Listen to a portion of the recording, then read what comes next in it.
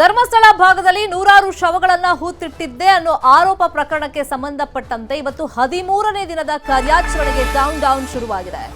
13ನೇ spot ಅಲ್ಲಿ ಇವತ್ತು ಕಾರ್ಯಾಚರಣೆ ನಡೆಯೋದ್ರಿಂದ ಬಹಳಷ್ಟು ಕುತೂಹಲ ಇದೆ. ಯಾಕಂದ್ರೆ ಈ ಜಾಗದ ಬಗ್ಗೆ, ಸ್ಪಾಟ್ ಅನ್ನ ಗುರುತಿಸಿದ್ರ ಬಗ್ಗೆ ಅನಾಮಿಕ ಅಧಿಕಾರಿಗಳ ಮುಂದೆ ಹೇಳ್ಕೊಂಡಿದ್ದು, ಈ ಪರ್ಟಿಕ್ಯುಲರ್ ಜಾಗದಲ್ಲಿ ಸುಮಾರು 8ಕ್ಕೂ ಅಧಿಕ ಶವಗಳನ್ನ ನಾನು ಈ ಹಿಂದೆ ಹೂತ್ ಹಾಕಿದ್ದೆ.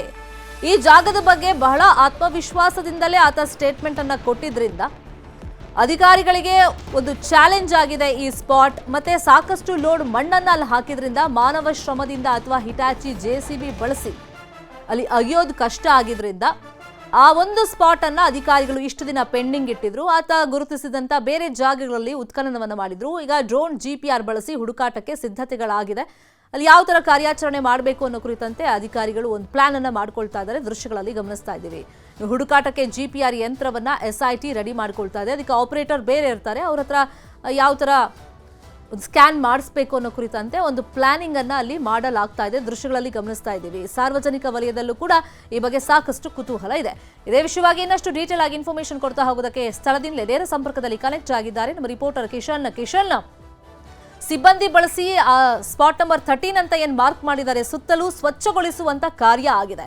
ಈಗ ಕಾರ್ಯಾಚರಣೆ ಬಗ್ಗೆ ಬಹಳಷ್ಟು ಕುತೂಹಲ ಇದೆ. ಈ ಯಂತ್ರ ಹೆಂಗ್ ಕೆಲಸ ಮಾಡುತ್ತೆ, ಯಾವ ತರ ಡಿಟೆಕ್ಟ್ ಮಾಡುತ್ತೆ, ಎಷ್ಟು ಸಮಯ ಬೇಕಾಗಬಹುದು, ಅದಾದ್ಮೇಲೆ ಯಾವ ತರ ಗುಂಡಿ ಅಗಿತಾರೆ, ಸೊ ಪ್ರೋಸೆಸ್ ಬಗ್ಗೆ ಏನೆಲ್ಲ ಮಾಹಿತಿ ಸಿಗ್ತಾ ಇದೆ ಕಿಶನ್?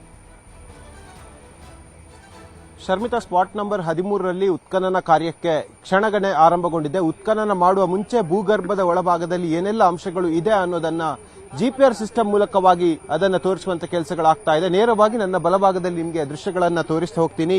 ಬೆಳ್ತಂಗಡಿಯ SIT ಕಚೇರಿಯಿಂದ ಪೊಲೀಸ್ ಪ್ರೊಟೆಕ್ಷನ್ ಮೂಲಕ ಬಂದಂತಹ ಆಪರೇಟರ್ಗಳು ಈಗ ಅದನ್ನ ಮೌಂಟ್ ಮಾಡುವಂತ ಕೆಲಸವನ್ನ ಮಾಡ್ತಾ ಇದ್ದಾರೆ.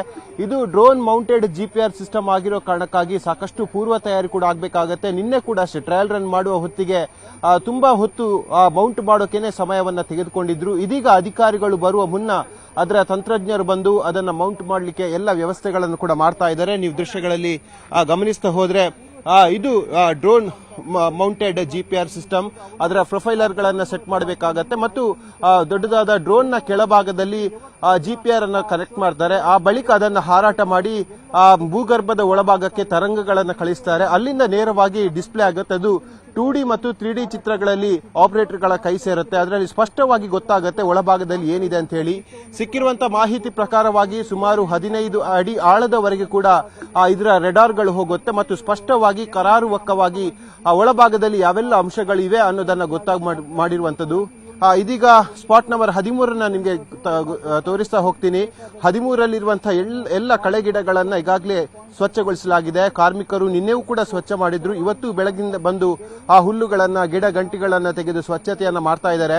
ಬಹಳಷ್ಟು ದೊಡ್ಡ ಮಟ್ಟದಲ್ಲಿ ಇದಕ್ಕೆ ಕ್ರೈಮ್ ಲೈನ್ ಅನ್ನು ಎಳೆದಿರುವಂತದ್ದು. ಯಾಕೆಂದ್ರೆ ಸಾಕಷ್ಟು ಭೂಭಾಗ ಈ ಹಿಂದೆನೆ ಹೇಳಿರುವಂತೆ ನದಿ ಪಾಲಾಗಿರಬಹುದು. ಜೊತೆಗೆ ಸುಮಾರು 15ರಿಂದ 20 ಅಡಿ ಮಣ್ಣನ್ನ ಈಗಾಗಲೇ ಹಾಕಿದ್ದಾರೆ ಅಂತ ಹೇಳಲಾಗ್ತಾ ಇದೆ. ಈ ನಿಟ್ಟಿನಲ್ಲಿ ದೊಡ್ಡ ಪ್ರದೇಶವನ್ನ ಇಲ್ಲಿ ಆಯ್ಕೆ ಮಾಡಿರುವಂತದ್ದು. ಜೊತೆಗೆ ಈ ಎಲ್ಲಾ ಪ್ರದೇಶದಲ್ಲಿ ನಿನ್ನೆ ಒಂದು ಸುತ್ತಿನ ಹಾರಾಟವನ್ನ ಈ ಡ್ರೋನ್ ಮೌಂಟೆಡ್ GPR ಸಿಸ್ಟಮ್ ಮಾಡಿತ್ತು.